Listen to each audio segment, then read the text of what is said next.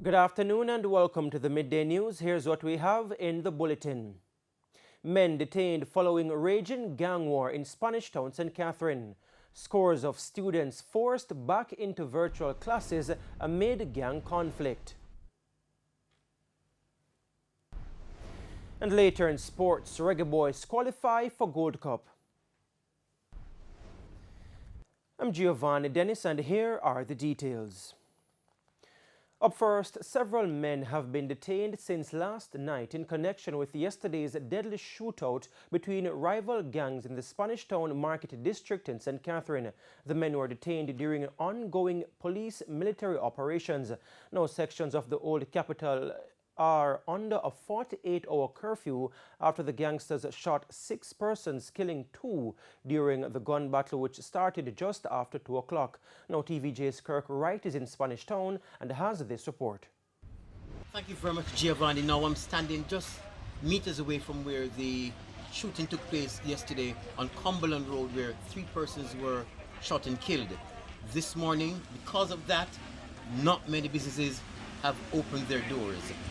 And most of the businesses here are wholesale, which means that you're going to have less traffic, less pedestrian. That is affecting the business people here, mainly taxi operators. The fact that the wholesales aren't open. A taxi operator said to me this morning that he's seen reduced passenger load, and that's affecting his business. Now, the people in the market, though, surprisingly, a lot of them have still come out, and when I spoke to them this morning, they say that in spite of all of that, they still have to make a living, so they came out. Some say that they're fearful, but they are watching. Oh, you're not afraid now, you just have to go outside and go and look out away and see what's going on, see how it is. Now, we also spoke to the police, who says that basically they have things under control. He says that police and soldiers have saturated the area, and nothing major has happened this morning. They are keeping the peace. For the most part, though, the place is quiet, and things are slowly returning to normal. But as soon as we have more information as to what's happening here in Spanish Town, and particularly here, we will inform you. Giovanni? Thanks, Kirk. In the meantime, the gang war in Spanish Town has forced hundreds of students back into the virtual space. Kelisha Williams has that angle.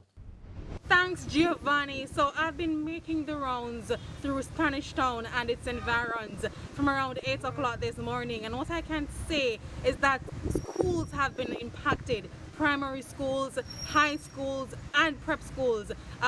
For some schools, the turnout is low based on the conversation I've been having with the administrators. And right now I'm at the Homestead Primary School, and the school has been closed. I was told that some students turned up this morning and they had to be sent home, and classes are now online. So no school today at the Homestead Primary School, and I understand other schools in Spanish Town and its environs as well will also be closed for the remainder of the day. I cannot tell you what will happen tomorrow. They're monitoring what's happening now, and they will decide whether or not school will open tomorrow.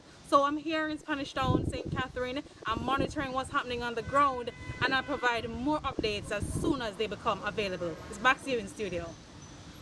Thanks, Kelisha. And investigations are continuing into the cause of yesterday's fire, which damaged a section of the roof of the historic Rodneys Memorial Building in Spanish Town.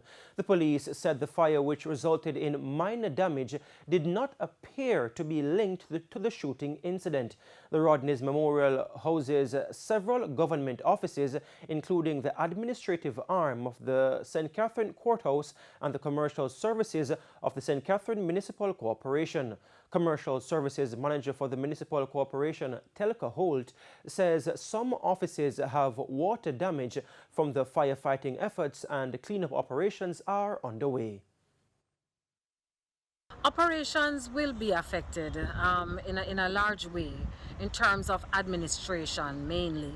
You have persons who work in the secretarial area, you have persons who work in trade license, and these persons will now be faced with a cleaning up process. To other news now, the government is this afternoon again showing its scorecard following criticism from the opposition about the state of the economy. O'Shane Masters has that report. The Andrew Holness-led government has been criticized for the handling of the affairs of the island.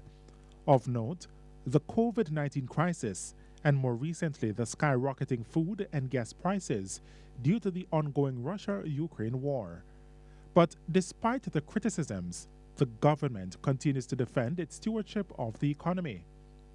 Member of Parliament for St. Elizabeth Southwestern, Floyd Green, is the latest to add his voice to the discourse. The MP said with a myriad of crises to include the shuttering of tourist ports, the civil servant labor force was still intact despite the country losing roughly $70 billion. He also pointed to the care package program which was rolled out to assist the most vulnerable in the society. If it was another set in there, it would have been different, because if they could manage when things were good, how they will manage at the crisis? You understand, Minister? They will get an easy wicket with backhand and not make no runs. So when they get wicket with a bounce and a spin, how they will make the runs? That is why we can't take them serious. And that is why we're not going back there. Because when you hear them speak, you realize they are stuck in their ways. Mr. Green would not go on without blasting the opposition for some suggestions it made to the government to not pay down the country's debt. Now tell me now, you are on your household. You want as much money to spend. The more you pay back the debt, is the more money you have to spend. Now say no. If you can pay off all your debt, you have all the money to spend. And this man said, no, nobody pay down the debt. Well, we are not taking that approach. They try that approach now. They call that approach, they run with that approach. This government is not going to run with the lives out of it. For Agriculture Minister Pernell Charles Jr., he is appealing for the development of programs to get more young people involved in farming. We have to develop programs to encourage young people so they see farming as viable. So they understand that farming will give you an opportunity to be able to stand up for yourself, where you can put your hand in your own pocket and take out your money for your own children and for your own wife. Both men were speaking at the Katadupa Divisional Conference in St. James on the weekend. O'Shane Masters, TVJ News. And it's now time for a break here on the Midday News, but please stay with us. We'll have much more when you return. Welcome back. We're continuing the news. Executive Director at the National Solid Waste Management Authority, Audley Gordon, is appealing to citizens to play their part in reducing litter across the capital. A shortage of trucks at the NSWMA has been significantly affecting garbage collection in several communities. Mr. Gordon is encouraging residents to containerize their garbage. We all have a duty to leave the world better than how we found it. That should be our mantra. We should wake up each morning thinking of ways to make this world that we inherited better than how we found it. I challenge you so to do this morning. Don't be a litter bug. Containerize your garbage. And when you see anybody a dirty up, tell them that no cool, they must stop it. Because Jamaica's beauty is our collective duty. He was speaking at an Environmental Awareness Day activity in St. James recently. And it's now time for the Business Minute with Cody and Barrett. Tourism Minister Edmund Bartlett says the government is moving to develop Jamaica as a logistics supply hub. This following concerns raised by the opposition spokesman on investment and logistics, Anthony Hilton, regarding the ripple effects of supply chain disruption globally and its impact on Jamaica. The member noted that a call for the establishment of a committee to set up in Jamaica a logistics center to ensure the availability of supplies and goods and services for the tourism sector is in our drive for economic recovery is one that he supports. And he says that the solution is clearly needed for these small and medium-sized hotels and offered to be part of that process. And in business overseas, the U.S. Federal Reserve on Wednesday is expected to increase interest rates by 0.75 of a percentage point in response to soaring inflation and volatile financial markets. The central bank will hike the rate that banks charge each other for overnight borrowing to a range of 1.5% to 1.75%, where it hasn't been since before the COVID-19 pandemic crisis began. And that's it for the Business Minute. I'm Cody Ann Barrett. And here's a preview of what's coming up in this evening's health report. In this evening's health report, we look at endometrial cancer. So about 90% of cases are in women who are already past menopause. So once the periods have stopped and bleeding starts back, then this shouldn't be ignored. But about 10 to 15% of the times it turns out to be cancer. But so most cases won't be. It could just be because of the thinning of the lining of the uterus, lining of the vagina with menopause, but it should still be checked out. So endometrial sampling should be done to just ensure that it's not cancerous cells that's causing the bleeding. That's the health report in Primetime News at 7. And now for today's healthy living tip. Losing weight and maintaining that weight loss can lower your risk of endometrial cancer. Get regular exercise. Ask your doctor about the potential benefits of contraceptives and monitor your family history of cancer. And for the latest development overseas, here's Sandy Williams. In the region, the Pan American Health Organization PAHO has called for people to donate blood following a 20% drop in blood donations in Latin America and the Caribbean during the first year of the COVID-19 pandemic compared to 2017. PAHO's acting assistant director, Dr. Marcus Espinal, says there is limited access to blood and the situation is particularly serious in low and middle income countries. According to PAHO, 8.2 million units of blood were collected in 2020 in Latin America and the Caribbean, benefiting more than 1 million people in need of a transfusion. PAHO said to prevent shortages and ensure safety, it recommends that 100% of blood and blood component donations come from vulnerable and regular donors, and that family or friends of patients do not need to be called upon to replenish the life-saving resource. On the international scene, the Brazilian military is continuing their search for missing journalist Dom Phillips and Indigenous Affairs expert Bruno Pereira. Video released by the Brazilian army shows drone and ground level footage of the search for the two. According to the federal police, authorities have arrested 2 suspects in connection with the men's disappearance. Police also apprehended some firearm cartridges and a paddle, which will be analyzed as the investigation continues. And those were the top regional and international stories. I'm Sandy. And we now head to a quick break. When we come back, Renardo Brown will have the midday sports. Welcome back. It's now time for your midday sports. Now, TVJ Sports understands that members of Jamaica's under-20 squad for the CONCACAF Championship in Honduras are yet to leave the island after their flight was cancelled on Tuesday night. 14 members, including players and team officials, were set to depart the island on Tuesday afternoon from Montego Bay to Atlanta. However, TVJ Sports understands that the plane had developed issues causing the flight to be cancelled 5 hours after the team boarded.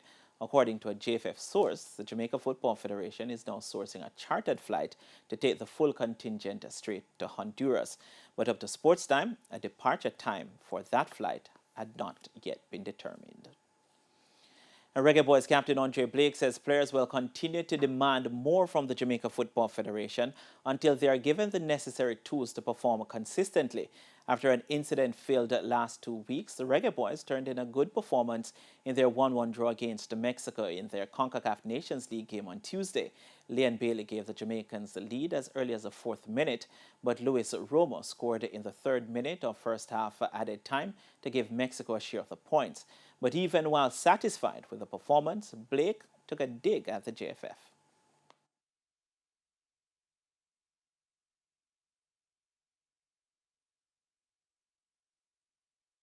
When we come here to play football and just football, you know, so every time we have to come and have to be dealing with issues that aren't even necessary, you know, it's very toxic you know, and just imagine if we can have, you know, a smooth sailing every time we come here, how much better the performances can be. The fans came out in numbers tonight. How important was that? I want to thank them. You know, I said to the guys. Meanwhile, Reggae Boys defender Damian Lowe says the team can only get better from here, having sealed the qualification to the next CONCACAF Gold Cup tournament in 2023. With a draw against Mexico on Tuesday night, the boys are now sitting atop Group A on 5 points, one more than Mexico, with Suriname at the bottom on a point. I mean, yeah, over time, if you see, it's been a squad that has been together since March. You know, a couple players interchanged, but a good couple of kids. The guys are hungry. The guys want to win. The guys want a spot, you know, when it comes to the Gold Cup and the final run of the Nations League. So, yeah, you know, give my guys all the props. We worked hard today for the point. And there's a good gesture at the end, guys. The Jamaicans have one more game in League A, which will be the return clash against the Mexicans on a date to be decided. And finally, West Indies captain Craig Brathwaite says that they will not be taking Bangladesh lightly when both teams meet in the first test at the Sir Vivian Richards Stadium in Antigua on Thursday. The Caribbean side had a 1-0 win over England in their last test series, and despite beating the visitors in their previous 2 meetings, Brathwaite says the team will be meticulous in their preparations. 5-6 days ago, put in some hard work in the nets. I was really looking forward to it. I was really happy with the intensity we showed.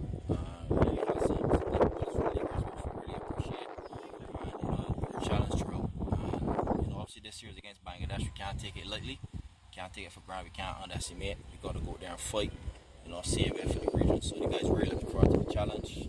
Pitches were good, and you know, we really look forward to, you know, doing well, you know, for the region.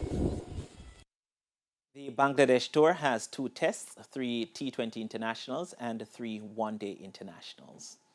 And that's it for your midday sports report. Giovanni, it's back to you. Thanks so much, Renardo. And that's it for the Midday News. I'm Giovanni Dennis. Join us at 7 for Primetime News. On behalf of the news, sports and production teams, good afternoon.